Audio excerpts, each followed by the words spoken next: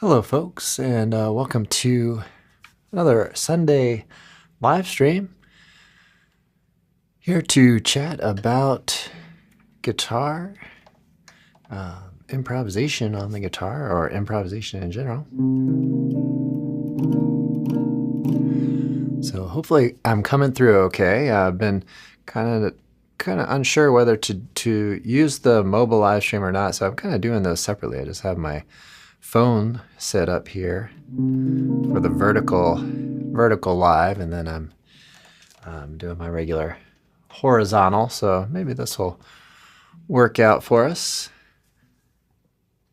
Let me know. Hopefully the sound's coming through. You'll hear kind of probably totally different sound if you're on the mobile versus the desktop horizontal. So grab a cup of coffee. We've been thinking of some different ideas for mugs, but this is the current design. I want to do some patterns and different things, maybe some kind of cool chord displays and stuff like that, and get those up on the merch store. But I think this one's kind of cool. Talking about my podcast.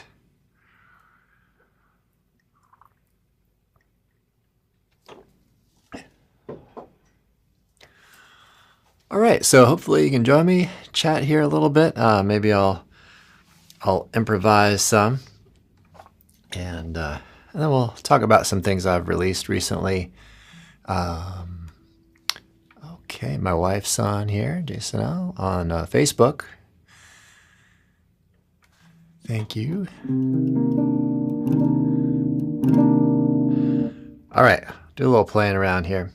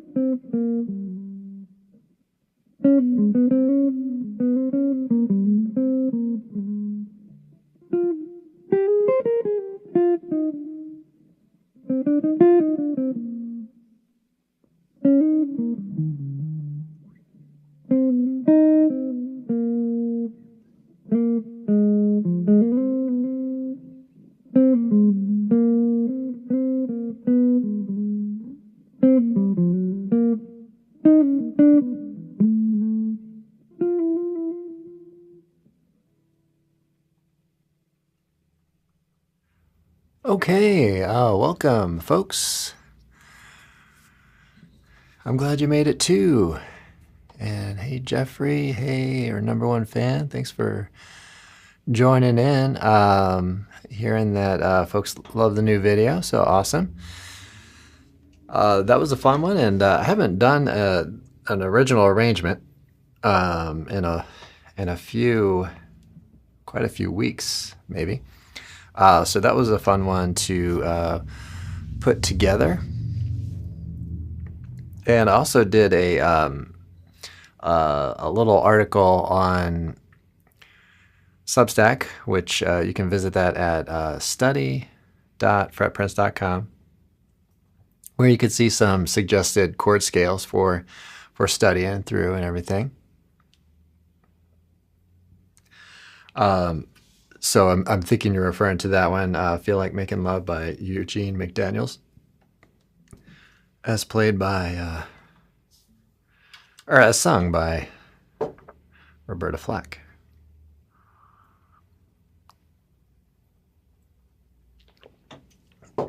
And I did release a midweek video on recording and the importance of recording, which I believe will really accelerate anyone's progress on the instrument and really help one get kind of in touch with the different details of your own individual playing. So got some hellos on the mobile here.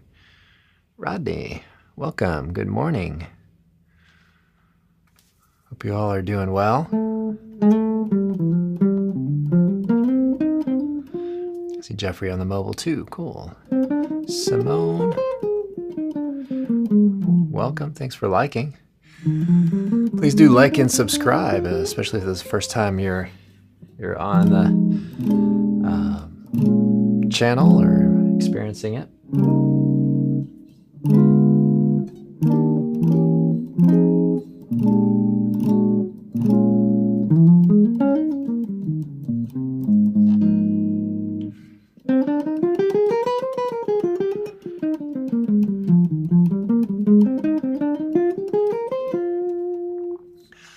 Andre says hello.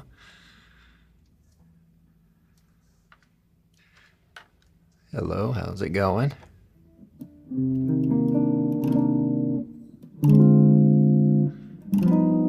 A little shout out to Quilter Labs, not sponsored or anything, but had a really excellent experience communicating with them about my existing gear and working with the equipment and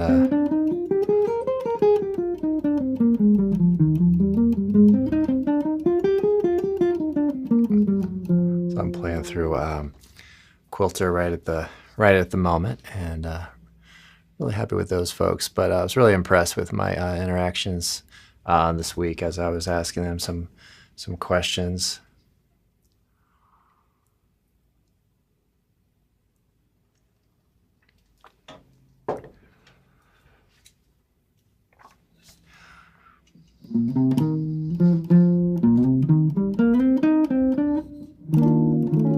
So let me know what folks are possibly into this week. What have you been learning about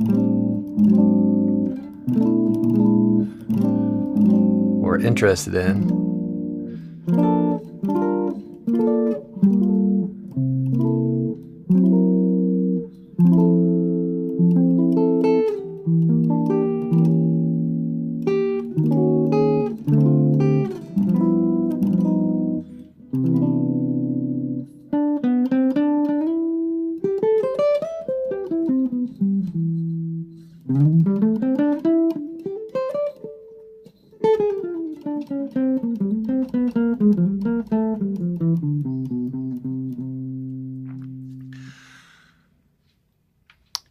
Gonna do a little more playing here.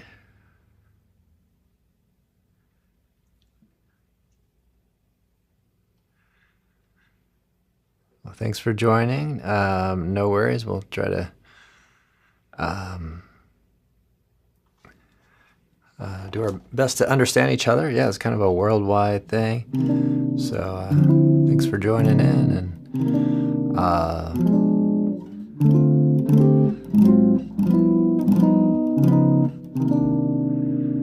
I only speak one language, so anybody who's speaking even a second one is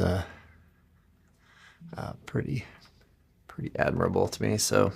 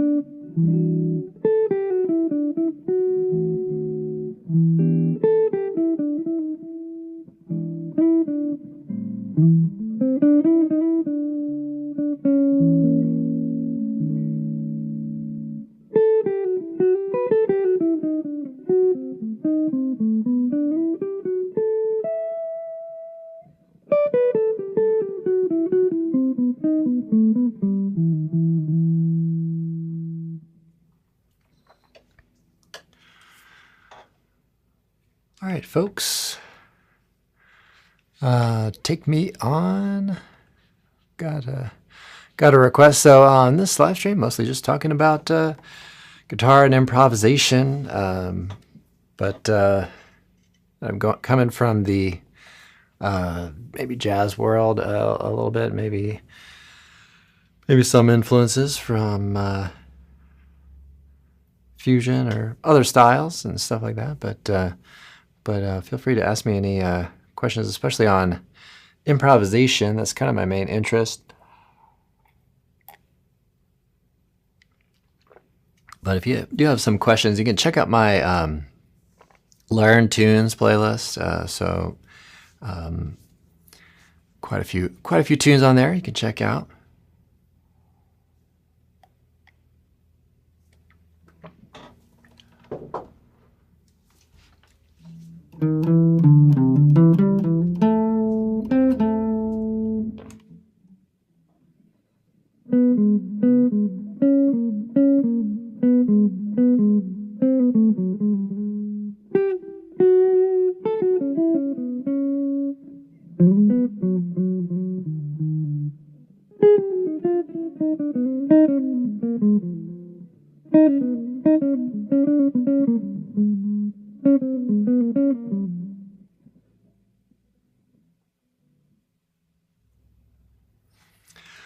So yeah, put out a video on the tune. Feel Like Making Love. We've got some Pretty cool voicings. Nice little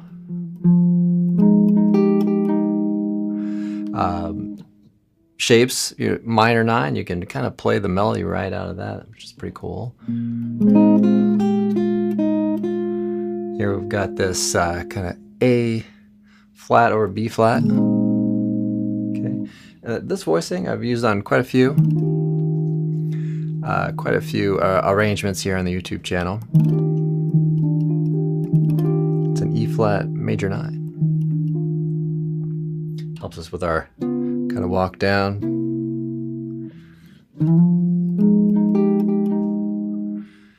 The thumb action. If you don't like the thumb, you can always do a finger and maybe let it go, and then, or reduce things, make it your own, or whatever you're comfortable with your technique and stuff like that. All right. What else? Anything kind of notable there? Right, they can do these little voicings. One thing that you might find interesting is trying to keep a couple notes the same and changing what you need. So if you're going to E flat major 7 to A 7 flat 5, you can do that little motion. So nice little smooth voice leading there. But check out the video. It's got some pretty cool features. One where you can play 2 different frets with 1 finger, which is kind of a cool technique. I've done that on a few arrangements as well. So that's kind of fun.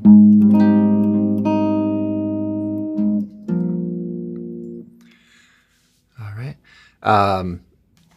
Took a few different elements from that tune. Some little keyboard parts and some of the guitar parts and stuff like that. So it was a fun one to put together. Been kind of a busy week, but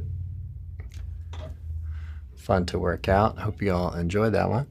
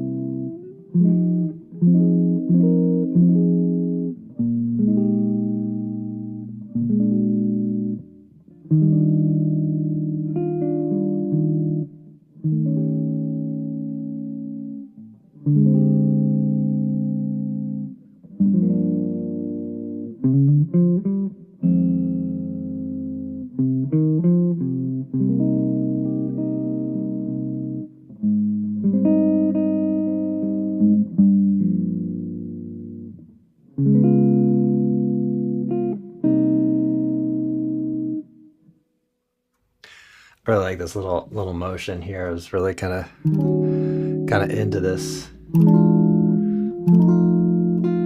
Yeah, the melody goes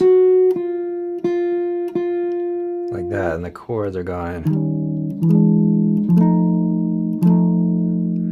and you kind of put those two together. Interesting to hear how those notes interact, kind of with the melody, or the notes interact with the harmony, and putting those two together. It's actually not too terribly hard to do. A lot of these things, try to practice like the little details like that. Play it a few times.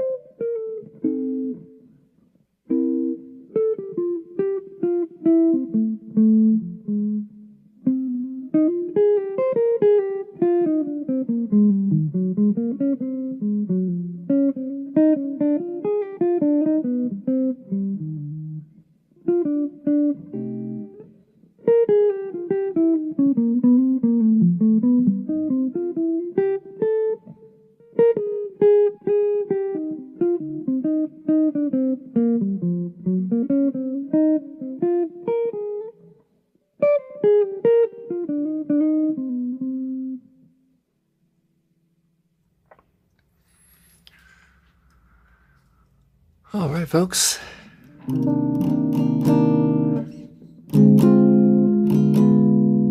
Thanks for joining me today. I'm just noodling around there a little bit with Solar, which would be another good one to do on the channel. I know I've done it before. There's a Matheny version I do really like a lot. So that may be another one to put out here soon. Okay, got a request for Master of Puppets. I have taught that tune a little bit, but not necessarily going to do tune requests today. Mostly talking about kind of guitar improvisation type stuff. Let's see, Rodney, would you be able to talk about targeting chord tones and improvising? For example, Autumn Leaves in the key of G. Well, it's going to be not to be nitpicky on the details, but we want to name that in a minor key. So I'm thinking you're saying the key signature of G. So key 1 sharp. So that would be E minor. It does start with a 2/5 to the relative major.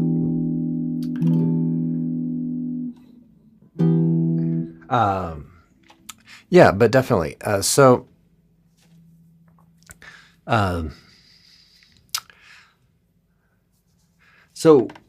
when you have, let's see, for example. All right, well, let's take, maybe, let's take the 5/1.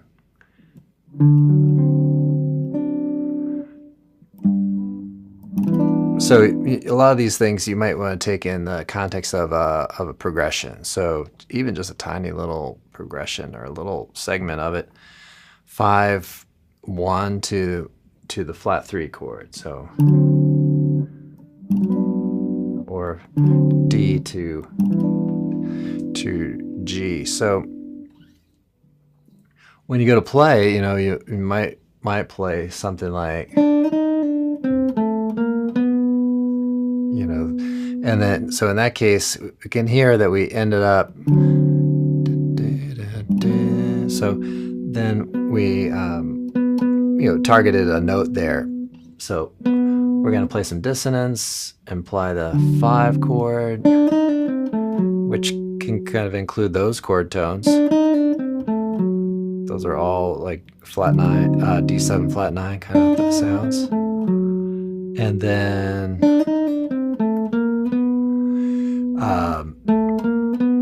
do a little, motion into the third of that chord. So that's a way to target tones, is use the progression. Because if you're going through a circle of fifths, then it's going to happen, fairly naturally.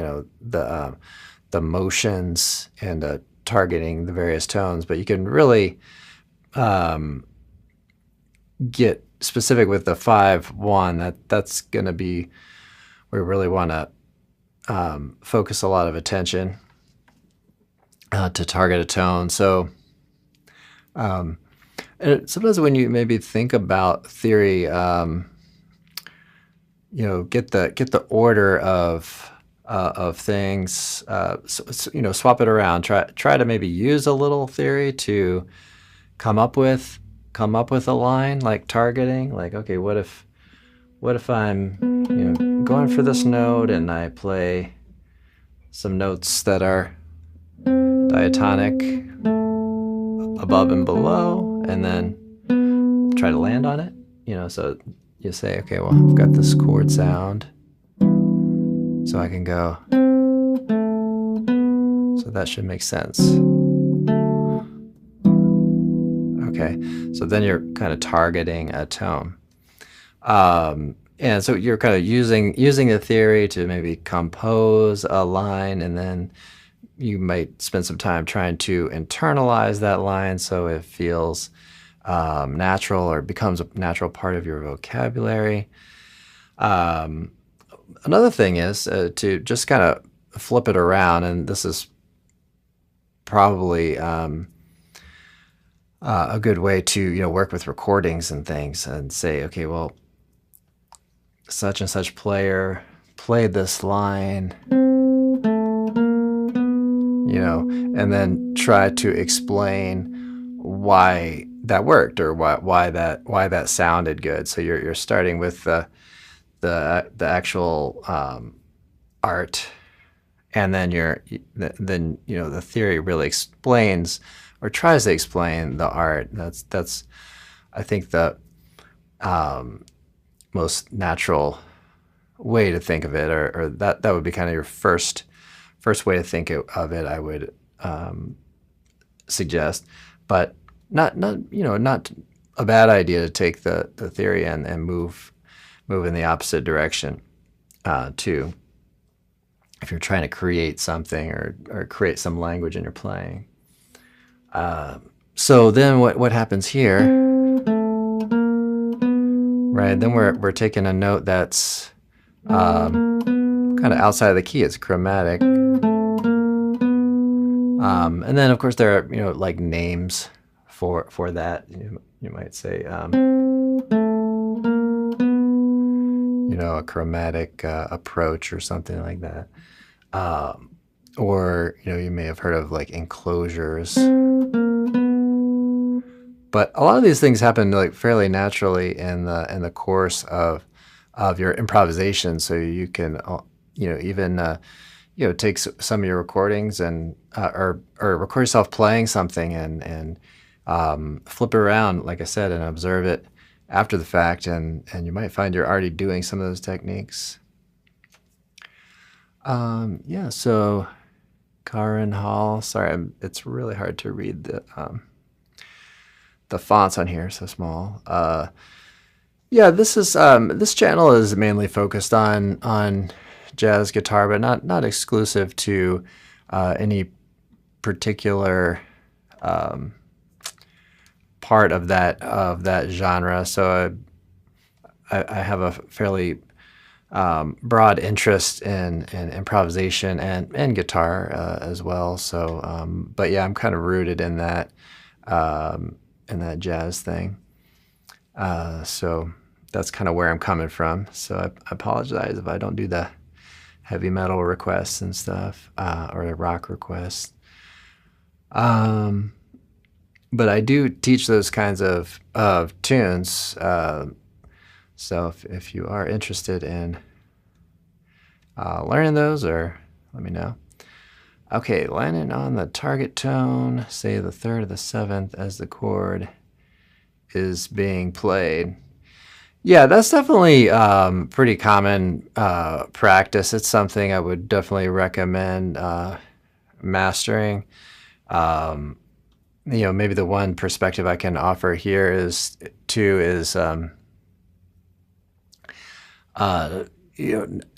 develop language, and not like a single language. So it's not like all improvisation has to be like a certain technique, right? So I really encourage folks to master various ways of working through changes or playing in keys or and all that. So there are some real foundational things that I believe are important for folks to learn and master. And so being able to play those thirds and sevens is definitely important. And you can really hear the tune, in that thing. So if you're playing the Autumn Leaves,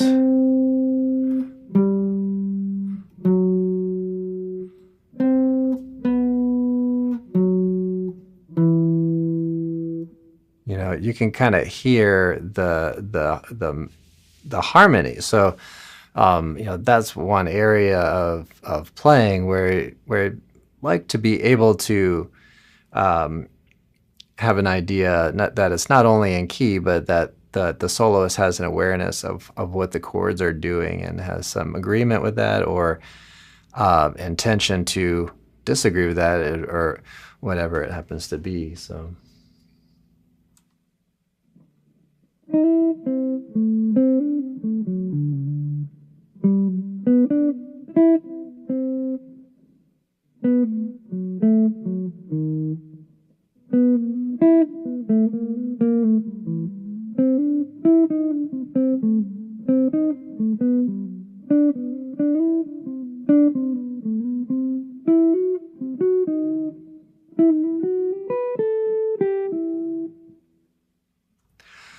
So, but you can go after other tones. You can go after non-chord tones. You can go after other consonant tones like the fifth.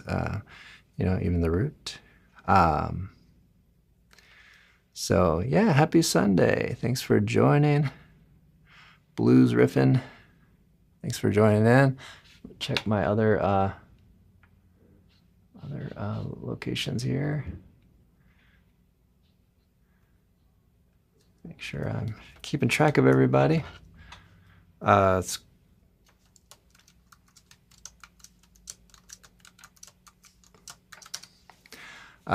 for joining in. Do I have an extra pickup? Yes, I do have an extra pickup on here. Check out my Sunday Live. Make sure I don't have any questions or anything. Anybody here? Okay, not missing anybody. Okay, yeah, this is called a hexaphonic pickup here, and it's this Roland GK3, which is, I don't have it connected right now. I mean, it's I might be able to see. It's got this 13 pin thing. It also has a regular guitar jack, so you can feed your regular guitar signal through it. So it's pretty cool. I oftentimes use it for inputting keyboard parts or other parts to some of my recordings and stuff.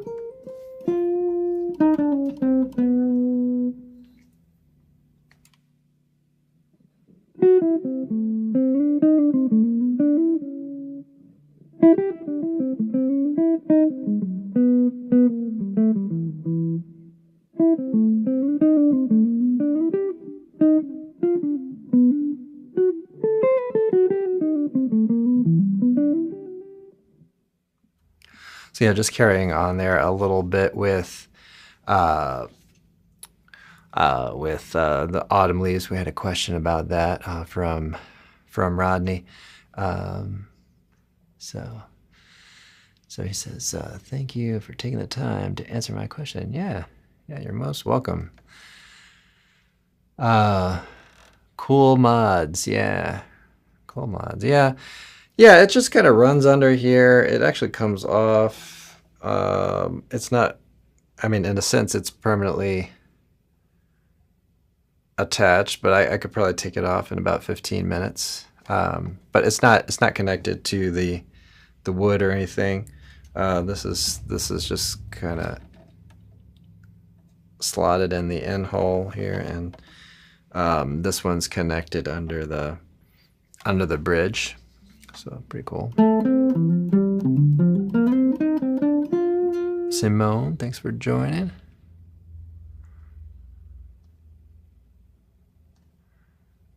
Okay.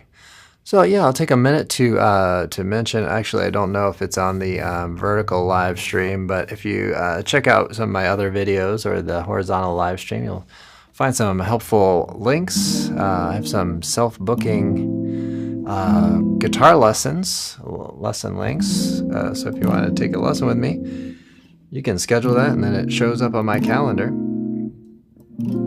and you get email reminders, and you get a link emailed to you to join via WebEx. All pretty automated stuff. So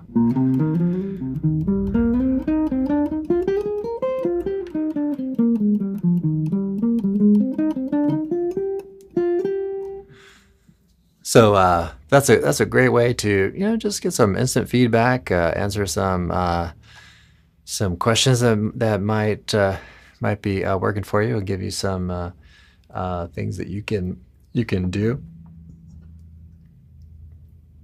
So I'll hang in here, maybe another 10 minutes or so. So thanks for joining me today, and I'll do a little noodling around here.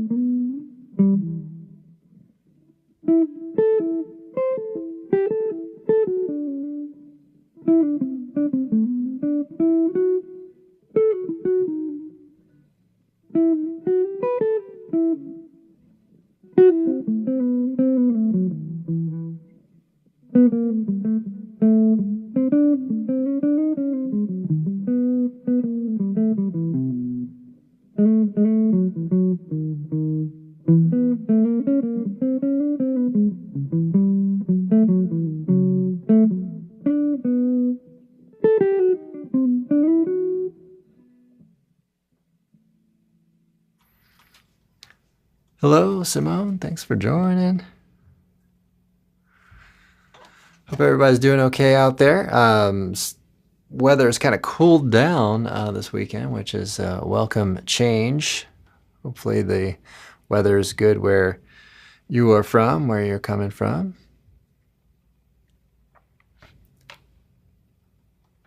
I know we have some other folks who are on the East Coast.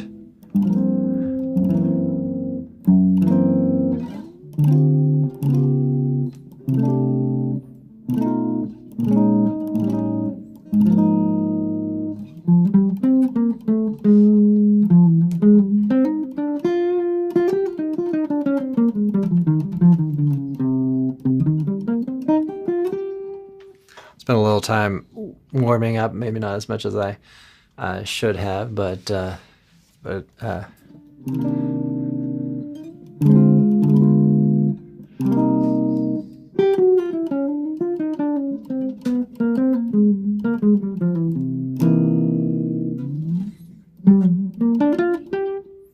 I'll mention too, I have a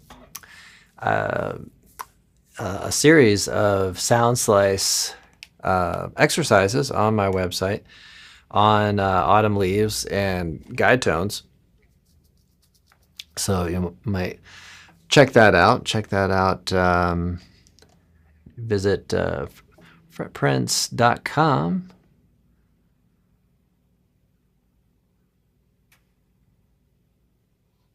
Be able to find a link to that in the in the menu there. I'm not sure exactly how I set it up, but may have like the first one that's available for folks to try it out.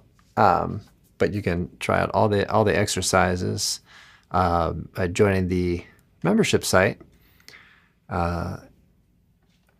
which we've just started this past spring. And we've been doing live streams and stuff like that, but I've got like sound slice exercises, which I think are really helpful for folks. So check that out if you get a chance. Ryan says hi.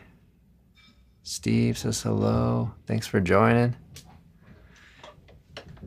Great opportunity to meet folks and say a quick hello.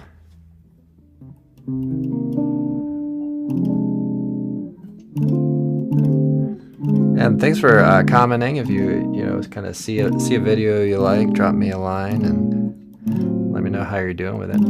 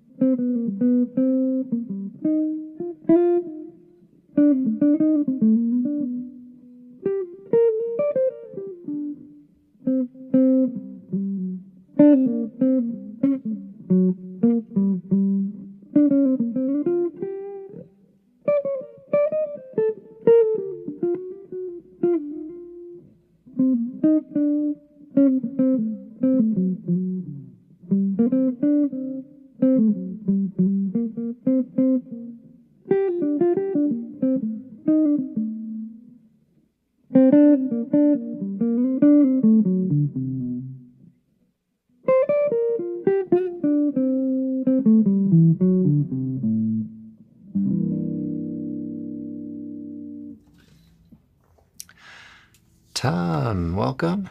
Thanks for joining. Yeah, I'm taking questions. Thanks for hopping on here, Marlon Nelson.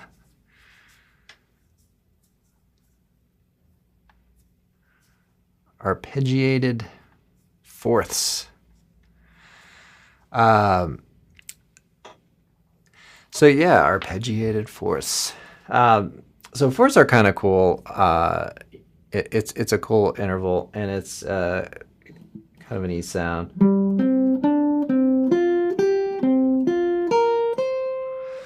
I'm mixing in some other intervals there, but with fourths, one thing I'd recommend trying is combining them a little bit with whole steps. So let's say you're going up fourths. You're going to cover a lot of ground pretty quickly with fourths, just because it's a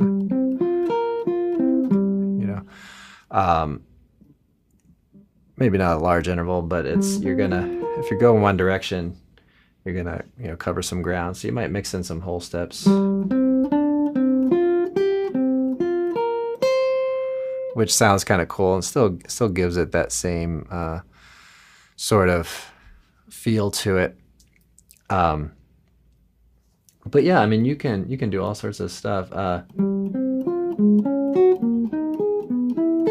One thing that's kind of fun to do is take an interval, say do an arpeggio, and then separate that sequence by you know, some pattern maybe of like, let's say I go think about the starting note, go up a half step, whole step, half step. You might get a kind of cool outside sort of sound.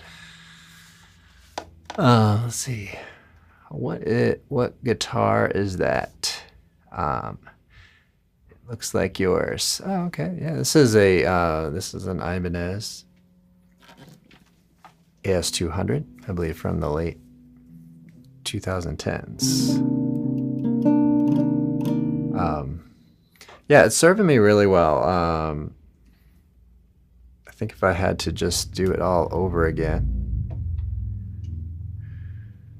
from an early age, I would get something like this. So it's a real versatile instrument.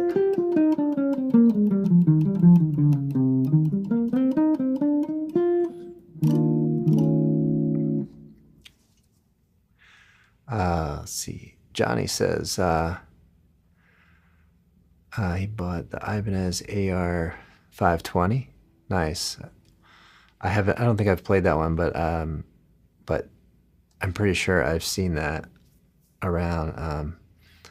I find that, Ibanez in general is really good. I've had all sorts of Ibanezes come through here, and they're all pretty good.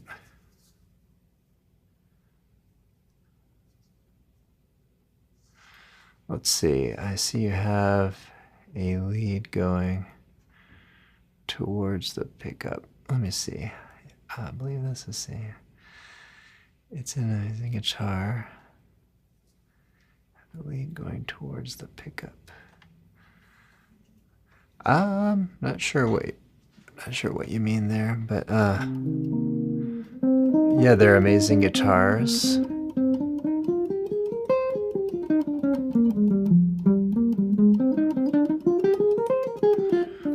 I mean, right now I have the neck pickup on, if that's what you mean. And I've attached this other pickup too, which is not currently on. Ephraim, how to solo? Great question. Well, one thing is to take a leap, and play a note, just kind of get into trying stuff out. Even if you don't know anything about what pattern you just played, your ear is going to hear some things and connect to your other musical experiences through listening, and so kind of jump in there, play a note, play a couple notes, try a backing track, try to lift some lines from your favorite players.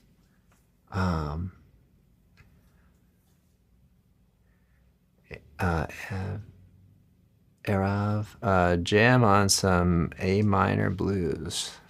Sure, certainly.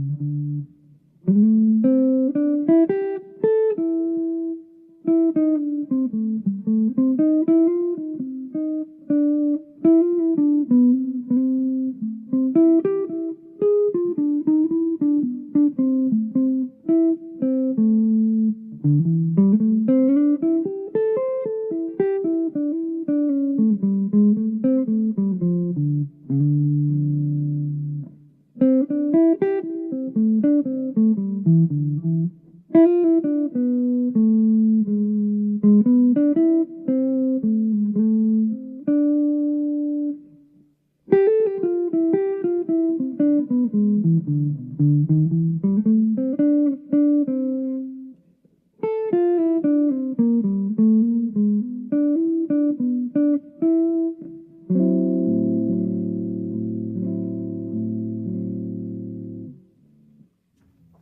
about a couple little things. So on the minor blues, sometimes you might play F major 7 and then E7. Sometimes you might play more of an E flat, F dominant 7. So depending on the tune and when the progression, you know, and I'll play like that. So so that's some little things. So I'm gonna hang out here for a few more minutes, folks. Let me make sure I'm not missing anybody here. Show some exercises for arpeggios using chord scales. Yeah, so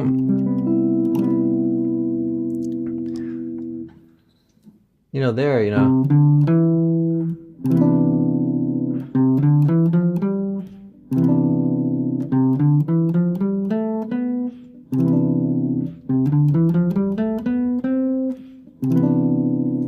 One thing to do is, you know, play a chord, play an arpeggio, and sort of visualize where those are. Keep reminding your ear the chord and the kind of the shape you're working with, and play some of those in between notes, right? So there, I'm just kind of walking up to the second note of the arpeggio, walking up to the third note of the arpeggio, walking up to the fourth note, and up like that. So that's a good way to do a little exercise to do that. How to find the key to any song? That's a great question. So I take folks through this process here in the room oftentimes, whether it's a bluegrass tune or jazz tune or what have you. And the first things I do is just listen to maybe the form of the tune, and then we pick out what feels like the tonic. You know, what feels like home. Of course, if it's a tonal tune, and then find that note on your guitar. Identify the note name, the pitch, and generally that's your key, you know. And then think about, is it, you know, how's the chord progression? Is it a minor type quality to? Is it landing on a tonic note that is associated with a minor chord or a major chord? So that's what I'd recommend doing. How do you move the sound of arpeggios around the fretboard? So the sound of arpeggios, it's going to be a lot of the same sound, right? So, oh, thank you, Jeffrey. Appreciate that. Jeffrey says, nice solo. Really appreciate it. You know, you're going to get a lot of the sameness, you know. So if I'm doing C major 7, you know, that's the thing on guitar, is that you know you can play this in a bunch of different places.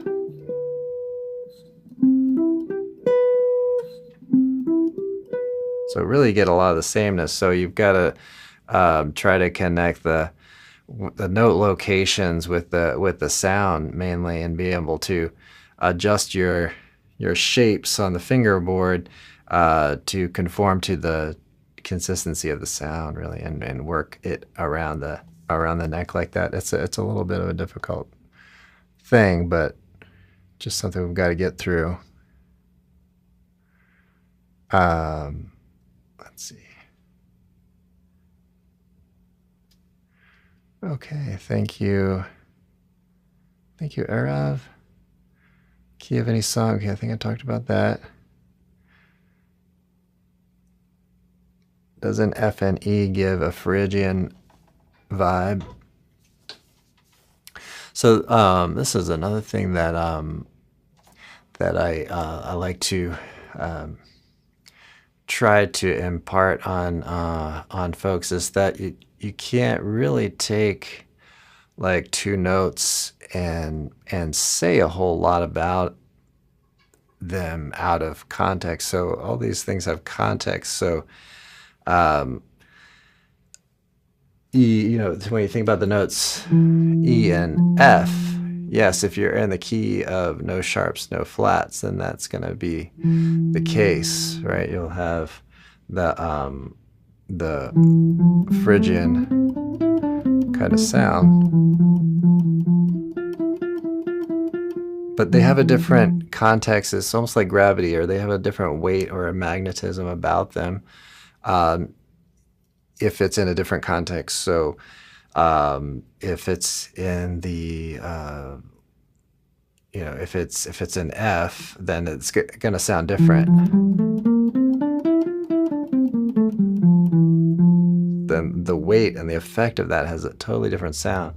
So you're hearing more of a leading tone kind of sound, you know, leading tone to a tonic. So it all really depends on that. So can you show us Ethiopian scale, major or pentatonic major? Ethiopian scale. I'll have to look that up. Ethiopian scale. Maybe I'll ask ChatGPT. I'll just Google it for now. Ethiopian.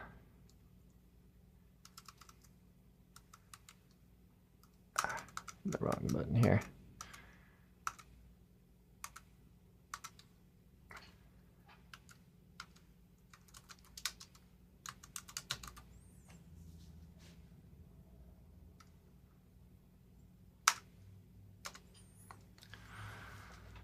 Let's see what Google has to tell us about that.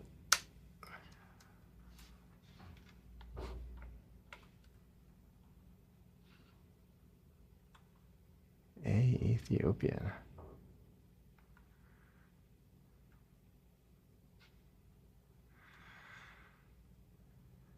Ethiopian. I'm just kind of finding this on a random website here. Or maybe I shouldn't say random, but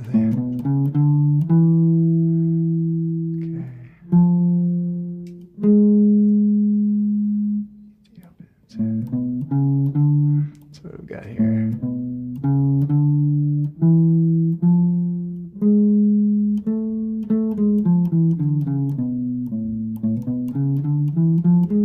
So I would call that harmonic major.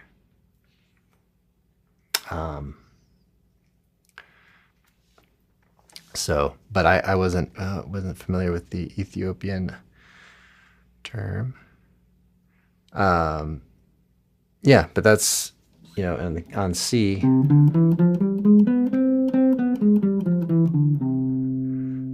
It's like that. So it's like C major, but A flat instead of A.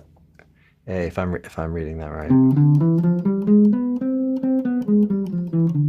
It's a very useful scale, and many of the modes are really useful too, and kind of cool, definitely cool sounding. So Joel says, nice guitar, thanks. Get tons of compliments on this guitar. I really appreciate that.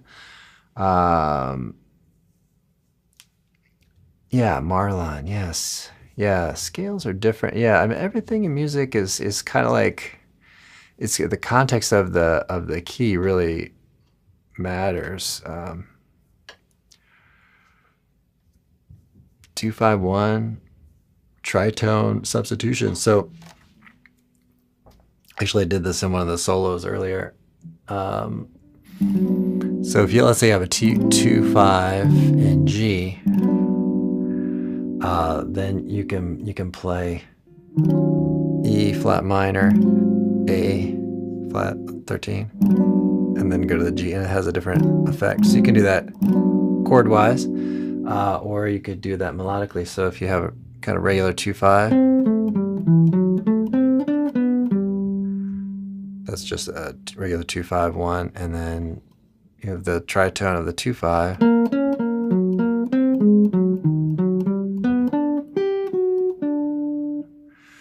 Right? Okay. So yeah, I would recommend doing the tritone sub on the 2-5 and then go to the the 1, that is the original 1. Otherwise, you're just doing a 2-5-1 in another key. Right? So if I had a 2-5 with the E flat minor to A flat 7 to D flat, I mean, you could do that if you're just really playing outside. But some of those, you depending on what key you choose, it may just sound like you're playing in the wrong key. So, just be aware of that. So yeah, Egyptian scale. Sorry to chuckle on that, but just because this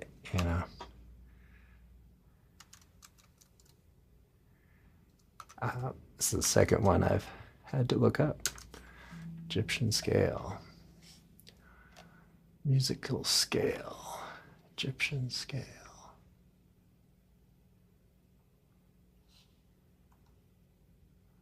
Well, according to the same website, scale notes. See, it looks like pentatonic maybe. So E, F sharp, A, B, D.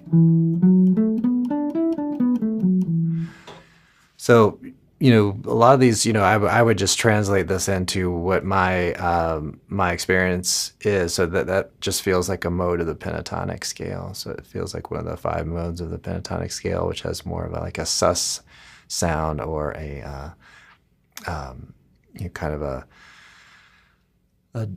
dominant sus2 sort of sound, sus2, sus4. So like E7 sus would be a great place to use that.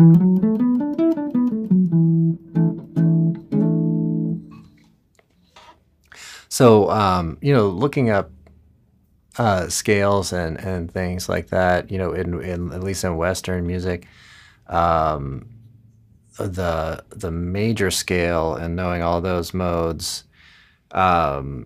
is hugely important to the music, in the Western tradition. So, I would say if you're learning to improvise, you're probably going to have some overlap with other musical traditions, but I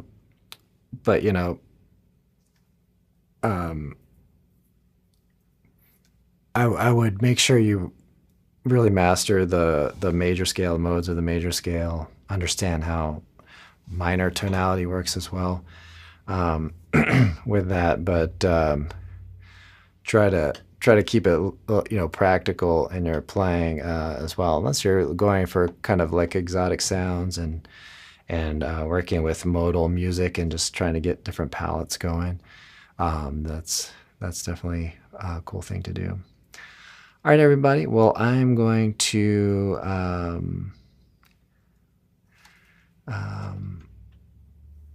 head off here for today. Ephraim, thanks for joining. But yeah, I believe from what I read, and I'm not familiar with the name, but it seems like the harmonic major, right?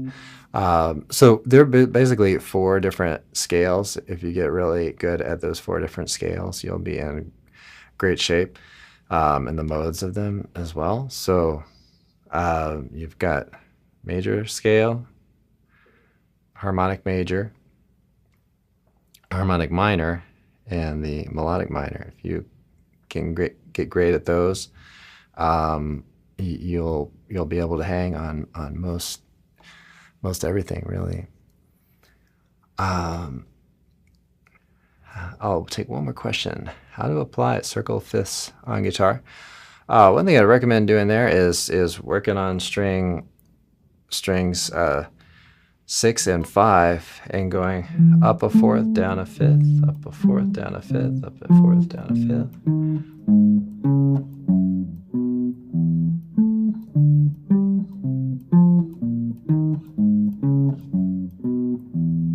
Right. And maybe attaching some chords to that. You could do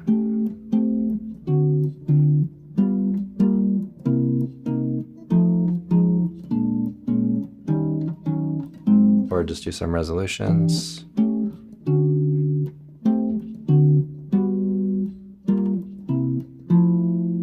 Right. And get some of that going.